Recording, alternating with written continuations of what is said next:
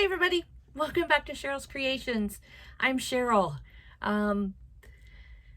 Same batch recording this morning. Sorry about that, but welcome back. I'm glad to see everybody as they pop in and check out my videos. If you haven't hit that subscribe button, please do so. And then, if you want notifications, you can hit that bell and it'll let you know when I add in some new videos. My goal is 2 a week. I didn't get there this week. I only got one up, but I'm getting there. This is my second one, so I've got next week all recorded. So yeah, I got a special pattern today that I'm going to talk about. This is one that I have done several times, and the more I do it, the more I just like him. It's a fun pattern, but this is one that had some controversy when it first came out, and the pattern designer actually had to go back and redesign the pattern because she was infringing on some rights from Disney, and Disney actually contacted her, I believe. So, but the way the pattern is written, it's acceptable. And if people take their own,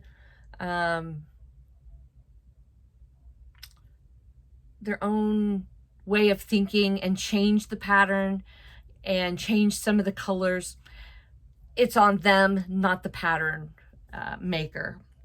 And so I did that. I took some leeway, and the pattern is called Bear Cub. It's by Allison Hoffman at craftyiscool.com. Okay. This is the rewrite of the pattern. And okay, beating around the bush. This is what it turns out to. If you take the liberties on the pattern. I do have one thing I have yet to, well, there's two things. I normally paint in the inside of the ears a light peach color, and I have a button yet to put on the jacket. But here is my Yoda,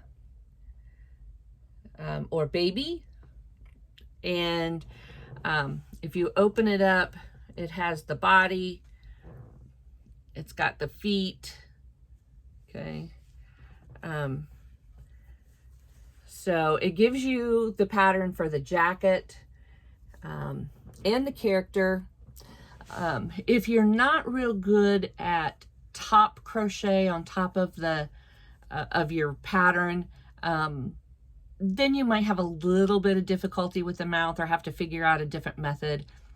I usually get it on there, but as you can see, this one's a little crooked.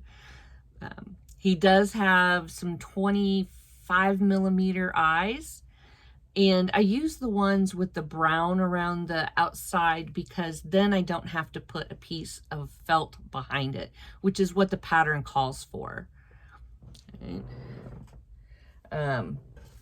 So in the pattern, oh, actually, I did him in a 4.25 hook. The pattern calls for a 5.0 or an H, and for the jacket, a 6.0. So I did a 4.25 and a 5. So if you use a solid black, this is what they show doing with the eyes to give it a little bit of a perimeter. He is made in one piece, so you go from the top down and then you add both of the legs. Let's see, I was trying to get back to the ears. So the pattern gives you round ears, which is what it shows as the teddy bear on the front. And then it gives you a pattern for what they call elongated ears, or the ears like this. And so you can do the options. And they both attach in the same way. And so it's really not a difficult pattern. She does give a disclaimer. Let's see, where is it? If you choose to make this toy and call it a copyrighted character, I am not responsible for any repercussions that will result. This pattern makes a teddy bear style cub or rabbit. Okay, so the original writer, like I said, did make it as a Disney character and marketed it as that, and then got contacted, and so she changed it. So pretty much if you make a licensed character, and like this is my own doing. I don't market them. I have people request them. I have not put them in any of my craft shows because I am aware of the licensing. But this is just one example of how you can change a pattern and make it be something a little bit different than the intended purpose of the pattern. And like I said, I've probably made 9 or 10 of them, and they always end up with new homes. Some of them are very specific. The first one I made went to a little guy. He's actually the grandson of a friend of mine, and one of the things they absolutely love is, I make him out of I Love This yarn. I think this is a little different because I couldn't get they were out of the color, but I usually make them out of I Love This yarn from Hobby Lobby, and it's totally washable. And this little guy, I think he got him when he was 3, and he's now 5, and he drags that character everywhere he goes. It's been to the park, it's been everywhere. And on a regular basis, they throw him in the wash machine, they wash him up, run him through the dryer, and off the little guy goes with him when he's clean and dry. So even for little guys, this is a good pattern. He has a good time with it. It's a nice size for kids, and everybody that I've made one for has thoroughly enjoyed them. And so I hadn't done one in a while, so I whipped one up for a video because I wanted to. Picking and choosing patterns to do sometimes is difficult because I have so many patterns, and it's like, what to do next? And I do have another character, and it is a licensed character, finished. I do have the little guy from Coco Melon. I'll be doing a video on him in the next couple days. He is done. And he turned out really cute too. But patterns, yeah, it's my Etsy account. If you would go through, if you would pop up my saved, I think I have over 200 patterns in my saved file, because I see something, it's like, oh, I want to do that. Oh, I need to do that.